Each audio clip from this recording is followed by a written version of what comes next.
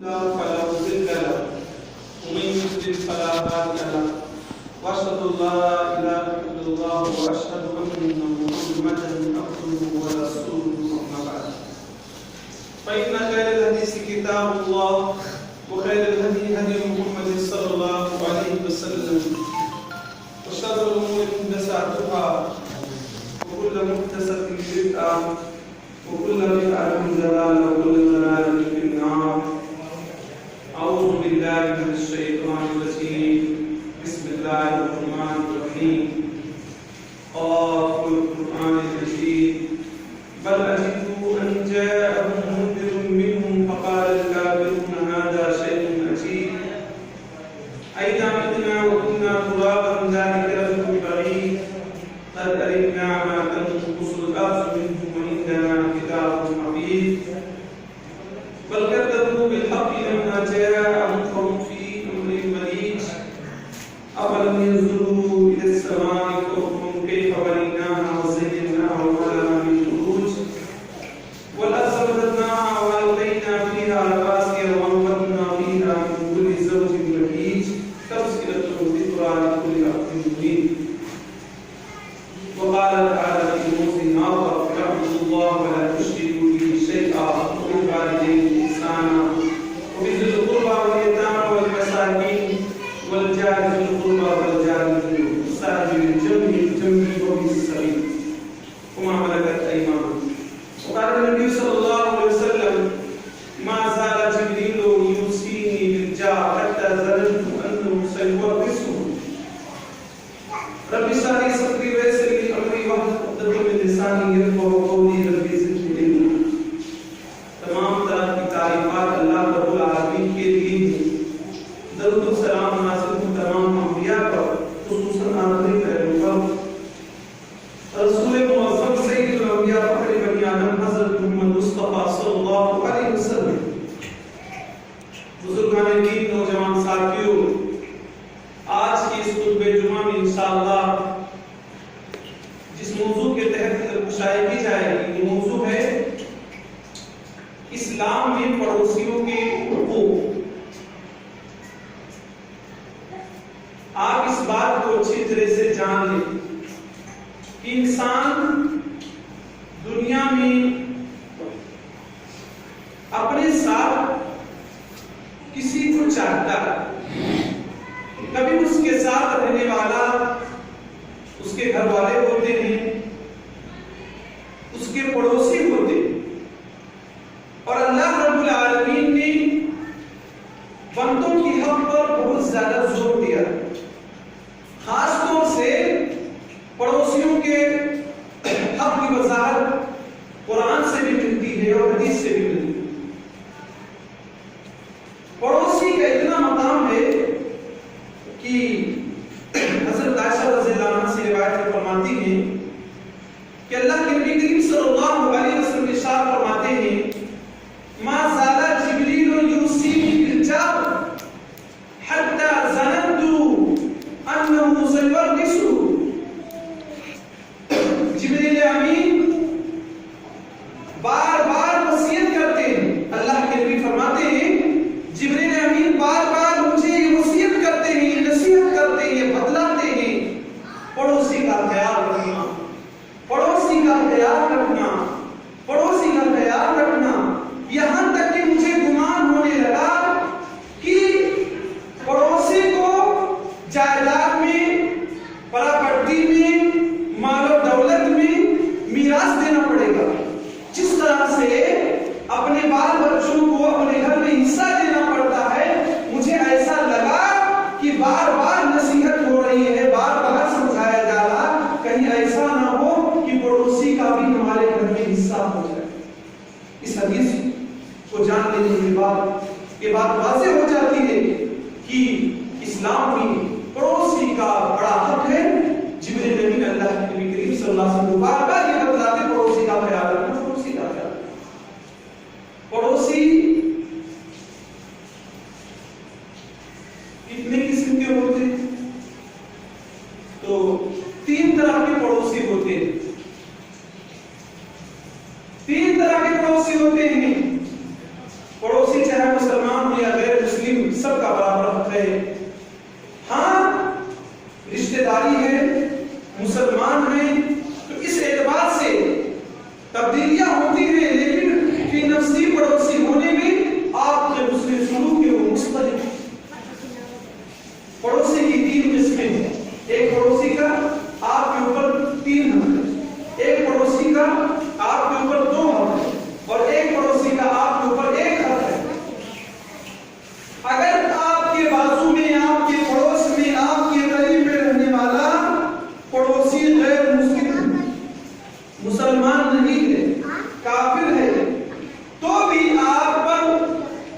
پڑوسی کا حق بنتا ہے اور اس کا ایک حق ہے پڑوسی ہونے کا، اس کا خیال کرنا پڑے گا، اس کے سکھ دکھ میں شریک ہونا پڑے گا، اس کی مدد کرنی ہوگی، اس کا ہیلپ کرنا ہوگا۔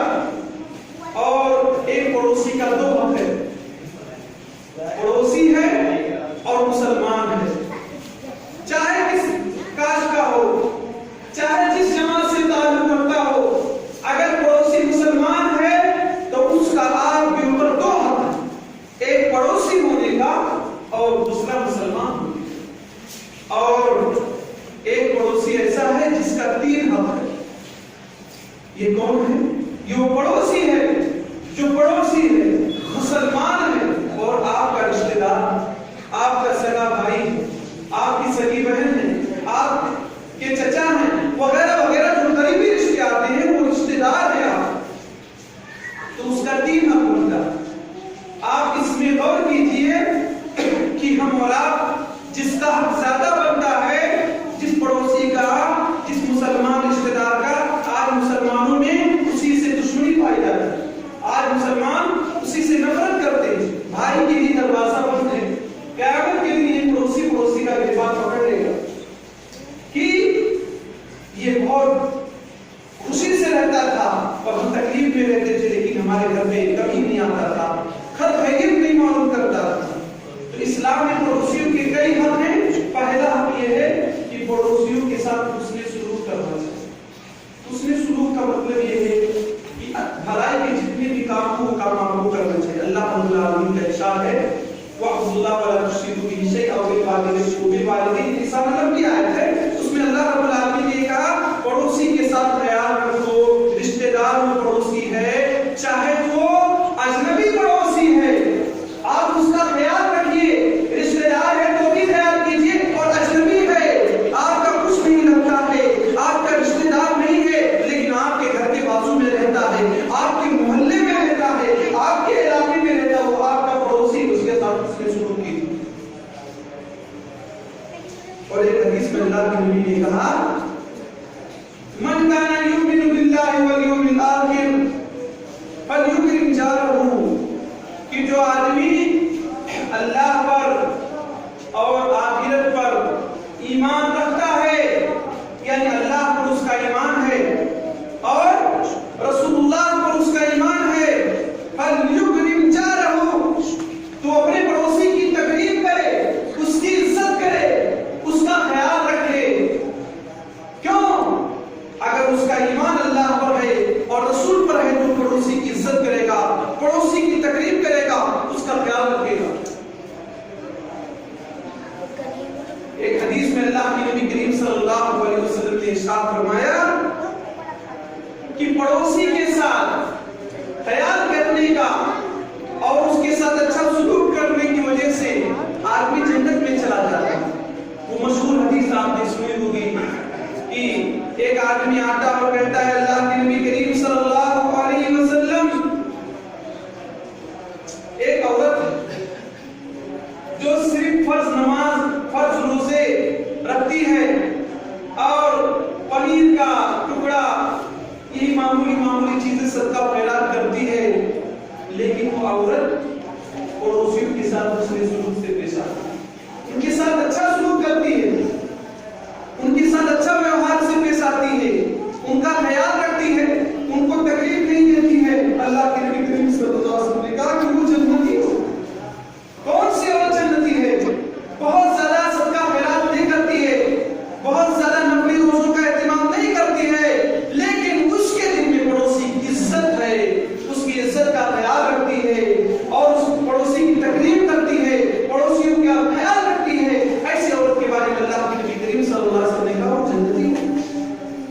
ایک پڑوسی کے ناطے ایک پڑوسی پر یہ حق بنتا ہے کہ جب وہ زمین وغیرہ بیچنا چاہے تو سب سے پہلے اپنے پڑوسی سے پوچھے۔ اللہ کے نبی کریم صلی اللہ علیہ وسلم ارشاد فرماتے ہیں کوئی آدمی زمین بیچنا چاہتا ہے، جیسے دو سگے بھائی ہیں، دونوں کا زمین میں حصہ تھا، اب ایک بھائی زمین بیچنا چاہتا ہے، تب وہ بیچنے کے وقت سب سے پہلے کس سے ملاقات کرے؟ اللہ کے نبی کریم صلی اللہ علیہ وسلم نے ارشاد فرمایا سب سے پہلے وہ اپنے پڑوسی سے بتائے کہ میں زمین کو بیچنا چاہتا ہوں،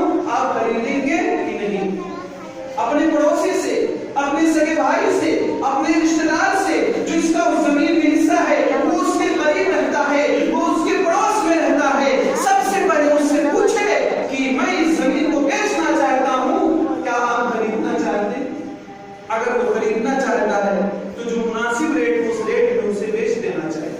لیکن افسوس کا مقام ہے کہ ہم اور آپ حسد اور جلن میں رہتے ہیں. پڑوسی حیا نہیں کرتا ہے اور اس طرح کی بات آتی ہے, زمین وغیرہ کے بیچنے کی بات آتی ہے تو سب سے پہلے دوسروں سے کہہ دیتے ہیں. اپنا پڑوسی ارادہ بھی کرتا ہے کہ ان کو خریدنا ہے, ہم کو خریدنا ہے, ہم خریدنا چاہتے ہیں, لیکن کوئی اس کا خیال نہیں رکھتا ہے اور دوسروں کے ہاتھوں بیچ دیتا ہے. جبکہ اللہ کے نبی کریم صلی اللہ علیہ وسلم نے فرمایا تھا کہ پڑوسی کو بتلائے کہ میں زمین بیچنا چاہتا ہے. اگر وہ کہے ہاں تو اسے بیچ دے, اور وہ اگر ہاتھ کھینچتا ہے تو نہ بیچے, دوسرے سے بیچے.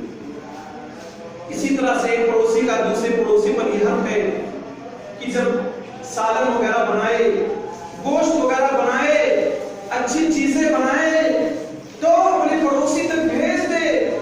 اللہ کے نبی کریم صلی اللہ علیہ وسلم ارشاد فرماتے ہیں, ابو ذر غفاری رضی اللہ عنہ سے کہتے ہیں کہ یا ابا ذر, اے ابو ذر رضی اللہ عنہ, اذا طبخت مرقا, جب تم سالن بناؤ, گوشت بناؤ, فاکثر ماءها, تو اس میں پانی تھوڑا اور ملاؤ.